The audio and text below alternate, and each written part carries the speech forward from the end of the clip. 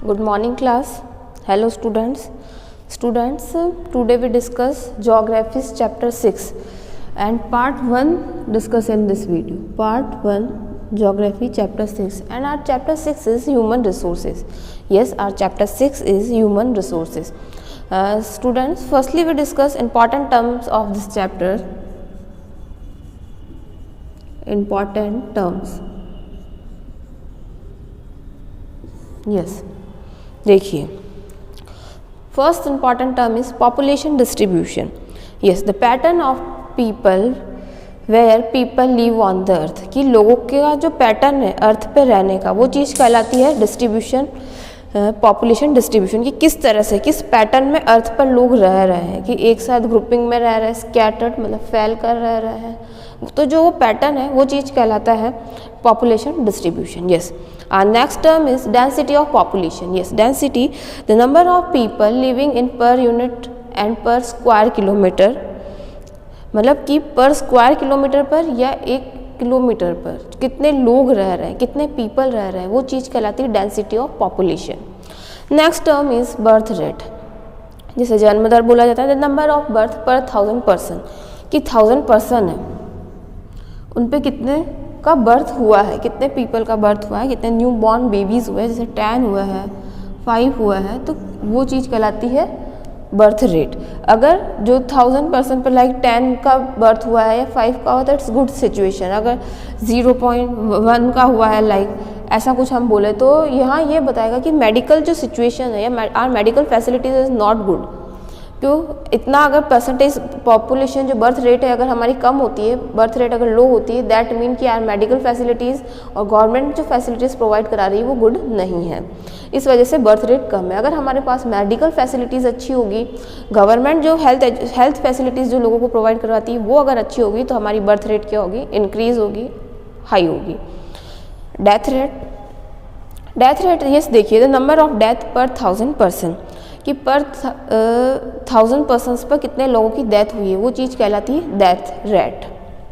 कि 1000 पर्सन्स हैं उन पर जैसे कि 20 पर्सन्स की क्या हुई है, डेथ हुई है, तो वो चीज़ कहलाती है डेथ रेट. अब है कि डेथ रेट भी अगर ज़्यादा है, इंक्रीज़ हो रही है या हाई हो रही है, that mean our medical facilities are not good. हमारे जो गवर्नमेंट हमें जो मेडिकल फैसिलिटीज़ प्रोवाइड करा रही है वो गुड नहीं है, इस वजह से ऐसा हो रहा है. फिर है natural growth rate of population, की जो पॉपुलेशन की नेचुरल ग्रोथ रेट. तो यस देखिए, the difference between birth rate and death rate in a country, कि कंट्री के अंदर जो death rate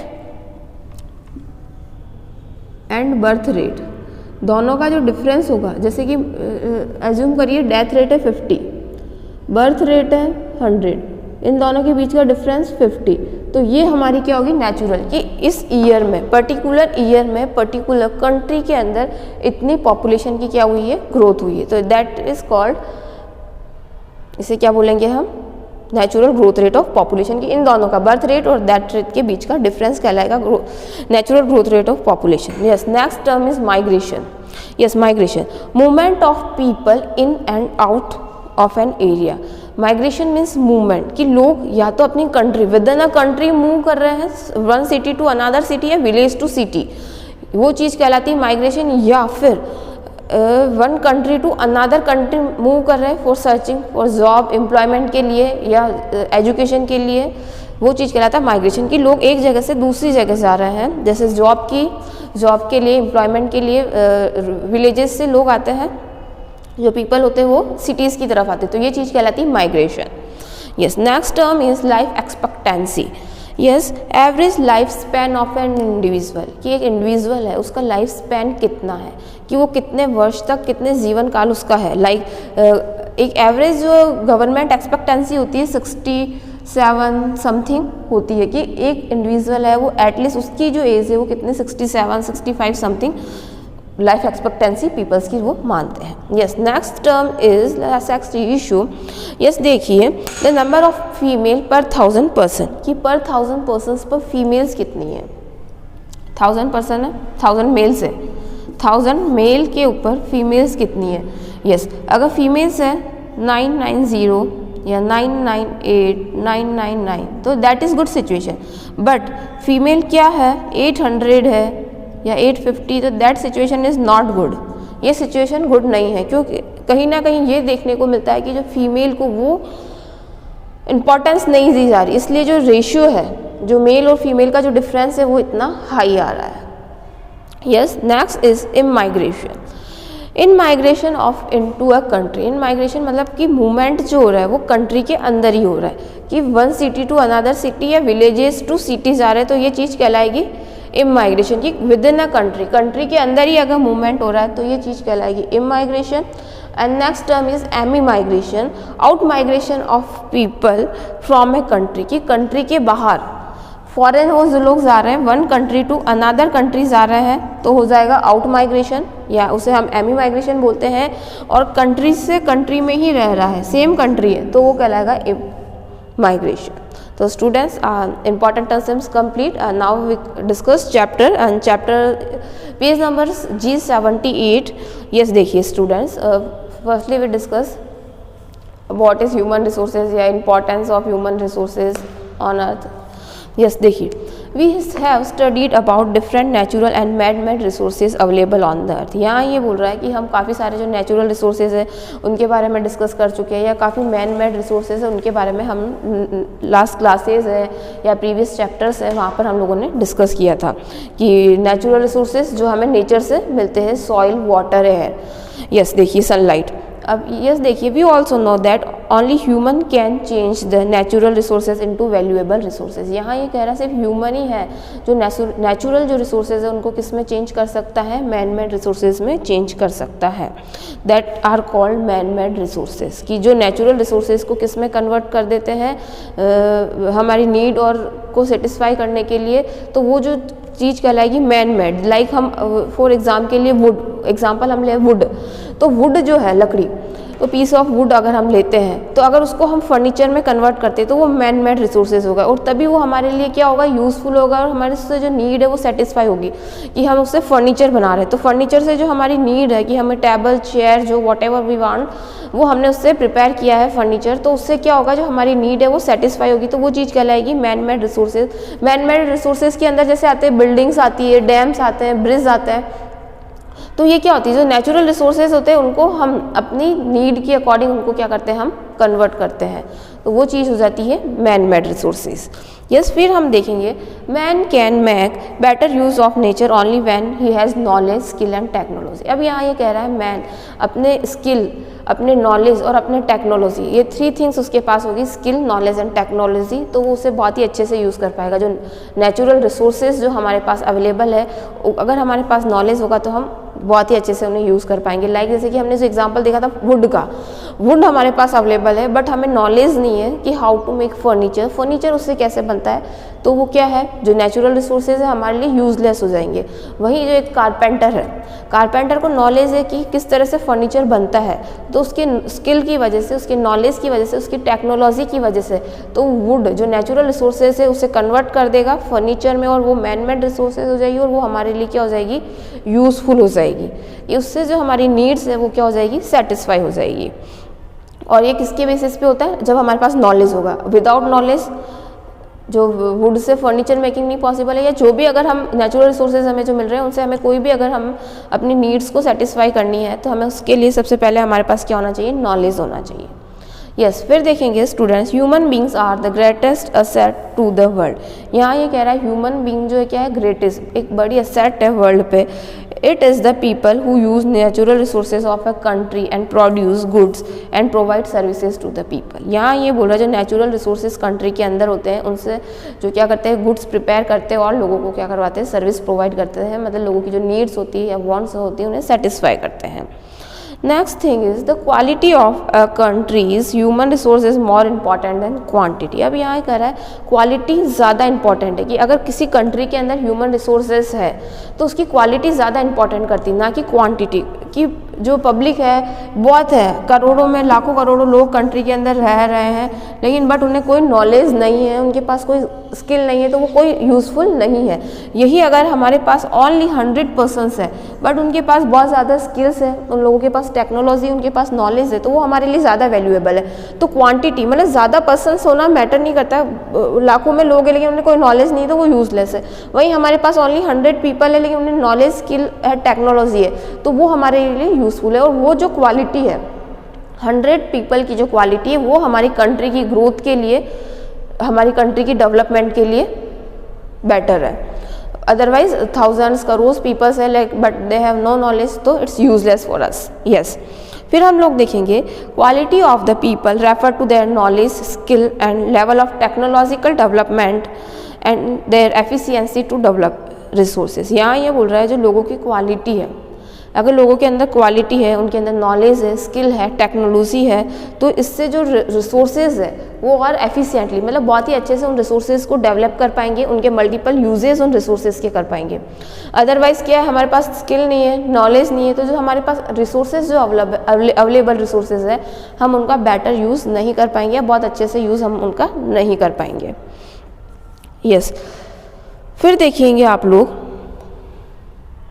quality of the people refer to their efficiency, कि वो क्वालिटी में उनके वर्किंग कैपेसिटी, कि लोगों के अंदर कितने स्किल्स है वर्क करने की, ये चीज़ क्वालिटी को शो करती है। Yes, it is not the population but the education, knowledge, working ability, technological development, intentions and aspiration of the citizen that make a country wealthy and prosperous. यहाँ ये कह रहा है कि अगर पॉपुलेशन है, पॉपुलेशन के पास अगर एजुकेशन है, जो पॉपुलेशन कंट्री के अंदर रह रही है उसके पास अगर एजुकेशन है, उसके पास नॉलेज है, उसके पास एस्पिरेशन है कि मैं वो वर्क करना चाहता है, इंस्पायर है, इंटेंशन है कि हाँ मुझे अपना वर्क करना है, तो इससे क्या होगी, कंट्री वेल्दी बनेगी और प्रॉस्पेरियस बनेगी, कि मतलब कंट्री की जो डेवलपमेंट होगा, कंट्री का ग्रोथ होगा, और जो लोग हैं अपनी लाइफ को अच्छे से, अपनी उनकी लाइफ स्टाइल्स अच्छी होगी, उनकी जो नीड्स है वो सारी सेटिस्फाई हो जाएगी, और जो हमारे नेचुरल रिसोर्सेज है उन्हें हार्म ना करते हुए हमें अपनी नीड्स और को क्या करनी होती है, सेटिस्फाई करनी होती है। यस, अब जो हम नेक्स्ट जो देखेंगे हमारा टॉपिक जो रहने वाला है स्टूडेंट, डिस्ट्रीब्यूशन ऑफ पॉपुलेशन, कि जो पॉपुलेशन का डिस्ट्रीब्यूशन किस तरीके से होता है। डिस्ट्रीब्यूशन ऑफ पॉपुलेशन कि वर्ल्ड के अंदर जैसे कि हमने देखा है कि जो पॉपुलेशन क्या इक्वली डिस्ट्रीब्यूटेड नहीं है, कहीं पे बहुत ज़्यादा पर्सन्स रह रहे हैं, कहीं पे बहुत ज़्यादा कम पर्सन्स रह रहे हैं, तो वो चीज़ हम लोग देखेंगे। We know that various natural resources are unevenly distributed on the earth. यहाँ ये कह रहा है काफ़ी सारे जो नेचुरल रिसोर्सेज है वो अर्थ पे क्या है, अनइवनली डिस्ट्रीब्यूटेड है, मतलब इक्वली डिस्ट्रीब्यूट नहीं है।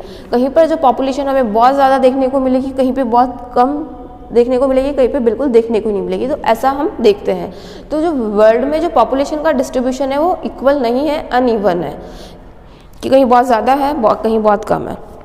Similarly human resources very in different part of the world.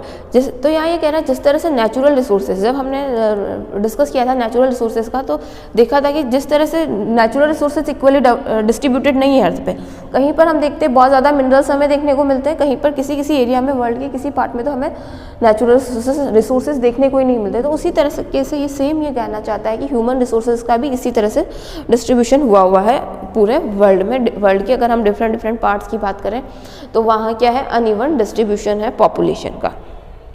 Some part of the world are densely populated. यहाँ कह रहा है वर्ल्ड का कोई जो पार्ट है, कुछ किसी हिस्से में, किसी पोर्शन में तो बहुत ज़्यादा पॉपुलेशन रह रही है। सम आर मॉडरेटली पॉपुलेटेड, कहीं मॉडरेट मीडियम है, पॉपुलेशन कम है। And some are sparsely populated, कहीं जो पॉपुलेशन है वो क्या है, स्पेर्स मतलब कम है, पॉपुलेशन बहुत ही कम है। On the basis of distribution of population, जो 3 पार्ट्स में इन्होंने डिवाइड किया गया है जो ये डिस्ट्रीब्यूशन है पॉपुलेशन डिस्ट्रीब्यूशन को, तो सबसे फर्स्ट जो इन्होंने पार्ट लिया है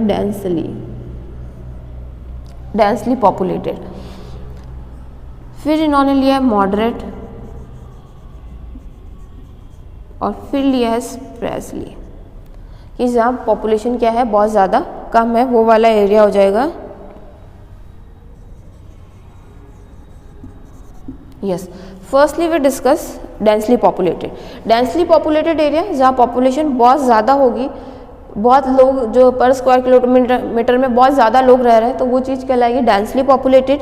नेक्स्ट है मॉडरेट, जहाँ पॉपुलेशन ना बहुत ज़्यादा कम है, मीडियम है, इक्वली लोग रह रहे हैं, तो वो मॉडरेट के अंदर आ जाएगी। और स्पेशली के अंदर, स्पेशली को हिंदी में बोलते हैं अपर्याप्त, कि वहाँ जो पॉपुलेशन है बहुत ही कम रह रही है। पर स्क्वायर किलोमीटर की अगर हम बात करें तो वहाँ पॉपुलेशन क्या है, बहुत ज़्यादा कम है। यस, अब हम देखेंगे east and south east Asia which includes China, Japan, Korea, Philippines, India, Pakistan and Bangladesh are densely populated regions. अब यहाँ ये बोल रहा है अगर साउथ ईस्ट एशिया की अगर हम बात करते हैं तो वहाँ की जो कंट्रीज़ है, चाइना हो गया, Japan, Korea, Philippines, India, Pakistan and Bangladesh, वहाँ जो पॉपुलेशन हमें देखने को मिलती है डेंसली, मतलब बहुत ज़्यादा पॉपुलेशन हमें इन एरिया में, एशिया के इन countries India, Bangladesh, Pakistan, China, Philippines में हमें देखने को मिलती है बहुत ज़्यादा, कि मतलब पर स्क्वायर किलोमीटर में बहुत ज़्यादा लोग रह रहे हैं। In west Europe, England, Netherland, Belgium, France, Ukraine and European Russia the Great Lake have high populations. और जो यहाँ वेस्ट यूरोप की इन्होंने बात बताई, जैसे नीदरलैंड हो गया, इंग्लैंड हो गया, यूक्रेन, यूरोप, तो यहाँ हमें बहुत ज़्यादा पॉपुलेशन देखने को मिलती है। Eastern and central north America, north America का जो सेंट्रल वाला पार्ट है, कनाडा है, वहाँ बहुत ही ज़्यादा डेंसली पॉपुलेटेड रीजन है, कि वो वाले जो एरियाज़ है, सेंट्रल अमेरिका का जो नॉर्थ पार्ट है वो वाला, या कनाडा की हम बात करें तो वहाँ हमें बहुत ज़्यादा पॉपुलेशन देखने को मिलती है।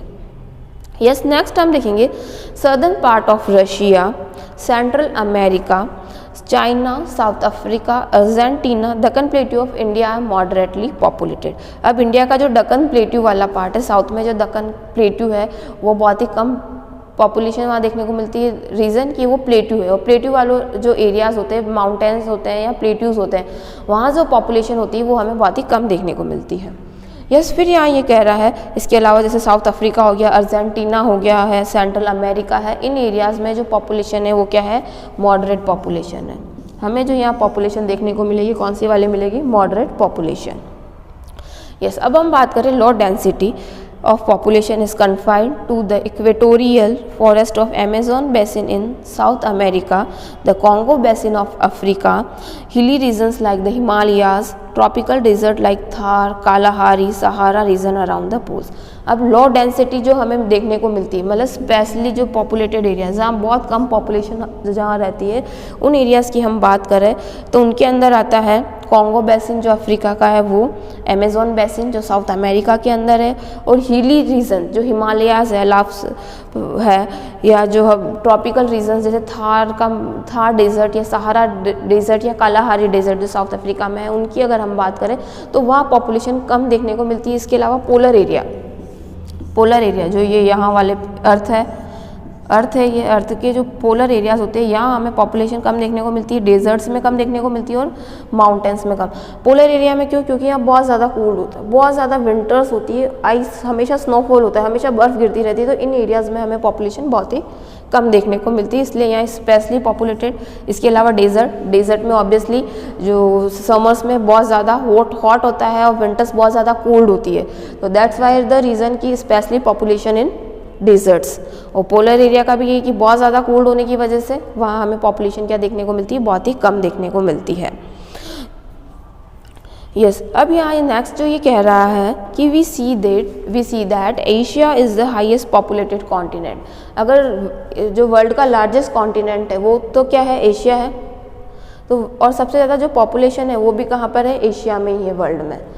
यस, फिर यहाँ ये कह रहा है the 10 most populous country of the world 60%। इन पूरे वर्ल्ड की 10 कंट्रीज़ ऐसी है, 10 कंट्रीज़ ऐसी कंट्रीज़ हैं जहाँ वर्ल्ड की 60% पॉपुलेशन रहती है, कि पूरा वर्ल्ड है उसकी 60% जो पॉपुलेशन सिर्फ इन 10 कंट्रीज़ के अंदर रहती है। इस वो जो 10 कंट्रीज़ है वो कौन कौन सी है देखेंगे, China, India, USA, Indonesia, Brazil, Pakistan, Bangladesh, Russia, Nigeria and Japan.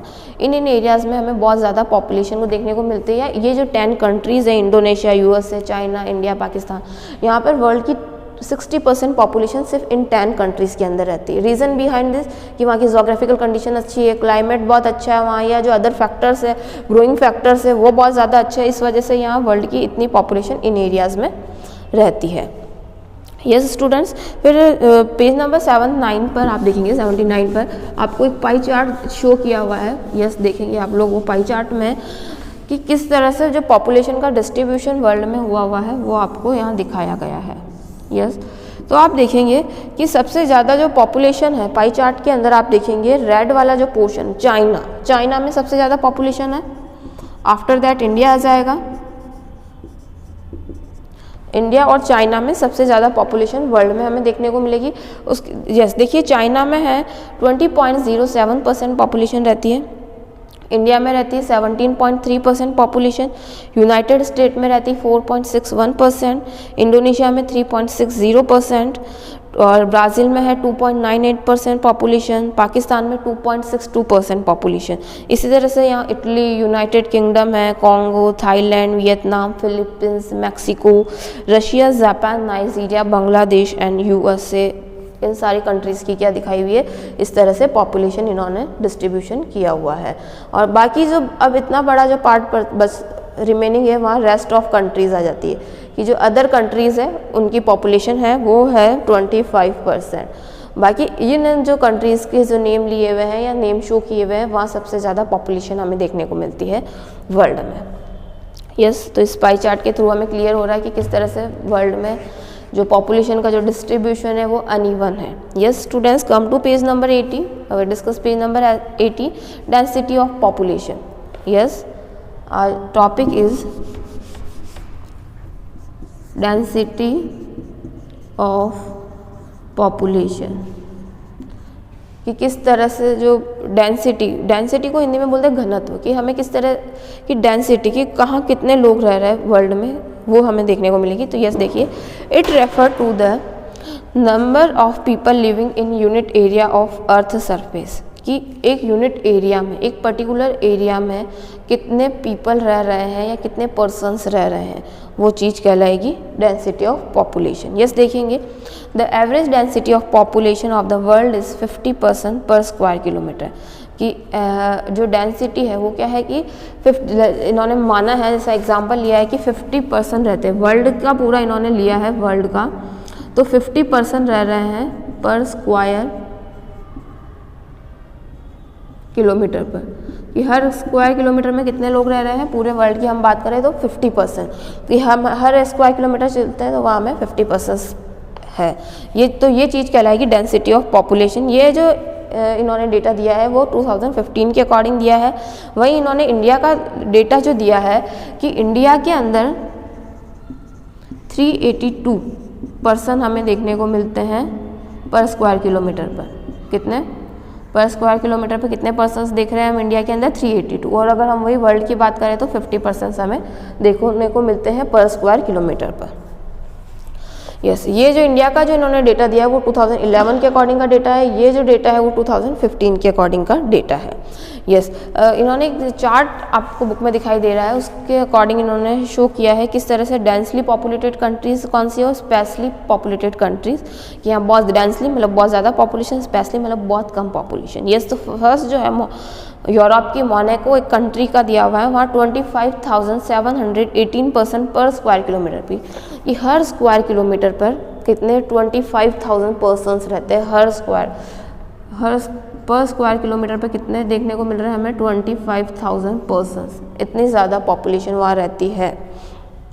अगर हम फिर नेक्स्ट जो एशिया का दिया हुआ बांग्लादेश, तो वहाँ दिया हुआ है 1,114। बांग्लादेश में कितने रह रहे हैं? 1000 पर्सन्स पर स्क्वायर किलोमीटर पर रह रहे हैं। और कोरिया की अगर हम बात करें, वो भी एशिया में है, वहाँ 500 पर्सन्स पर ही रह रहे हैं, कि 500 पर्सन कहाँ रह रहे हैं? पर स्क्वायर किलोमीटर में 500 पर्सन्स रह रहे हैं। यस, फिर अगर हम बात कर रहे हैं स्पेशली पॉपुलेटेड एरियाज़ की, तो ऑस्ट्रेलिया में सिर्फ पर स्क्वायर किलोमीटर पर पर्सन जो रह रहे हैं 3.09, मतलब इतने कम पर्सन्स रह रहे हैं पर स्क्वायर किलोमीटर पर, 3.09। कनाडा की बात करें यूरोप में, वहाँ पर 3.60 पर्सन रह रहे हैं पर स्क्वायर किलोमीटर पर। और कजाकिस्तान की अगर हम बात करें तो 6.16 पर्सन वहाँ रह रहे हैं पर स्क्वायर किलोमीटर पर। तो हमें ये देखने को मिल रहा है कि किस तरह से अनइवनली डिस्ट्रीब्यूशन है पॉपुलेशन का वर्ल्ड में, कि कहीं तो पर स्क्वायर किलोमीटर पे हमें 25,000 देखने को मिल रहा है, वहीं हम कहीं देख रहे तो ओनली 3.09 या 6.16 पर्सन ही कहाँ रह रहे हैं, पर स्क्वायर किलोमीटर पर रह रहे हैं। Yes, next we discuss population density of a place is calculated by dividing the number of person living। कि किस तरह से इसको कैलकुलेट करते हैं कि dividing the number of person living in that place, कि उस प्लेस पर कितने नंबर ऑफ पर्सन्स रह रहे हैं, और फिर एरिया ऑफ प्लेस कि नंबर ऑफ पर्सन्स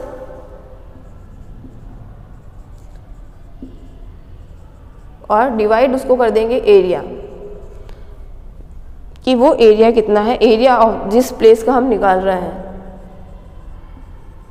जैसे कि हम अगर फॉर एग्जांपल हम अपनी ही सिटी की अगर हम बात करें तो जैसे नंबर ऑफ पर्सन्स वहाँ रह रहे हैं 50 और एरिया हमारे पास है 5, तो कितना हो जाएगा 10। तो यहाँ डेंसिटी जो आएगी 10 की पर स्क्वायर किलोमीटर में 10 लोग रह रहे हैं। इस तरह से कि नंबर ऑफ पर्सन को हम एरिया से जो एरिया जो हम पर्टिकुलर एरिया का निकाल रहे हैं उससे डिवाइड कर देंगे कि ये एरिया 5 किलोमीटर का है, 10 किलोमीटर का है, तो वहाँ पर में कितने लोग रह रहे हैं, 10 लोग रह रहे हैं। ये चीज़ कैलकुलेट करते हैं क्या, density of population. Yes, density of population is expressed as a person per square kilometre. तो यहाँ ये कह रहा है डेंसिटी ऑफ पॉपुलेशन ये वो चीज़ एक्सप्रेस करता है कि पर स्क्वायर किलोमीटर में कितने लोग रह रहे हैं, कितने पर्सन्स वहाँ रह रहे हैं।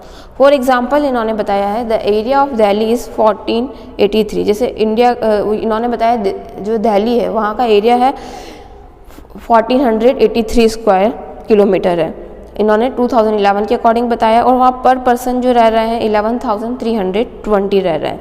तो यहाँ ये इन्होंने कैलकुलेट किया है तो आया है 9,340 पर्सन पर स्क्वायर, कि जो दिल्ली का जो एरिया है 1483 और पर जो वहाँ पीपल जो है पर्सन जो है 11,320।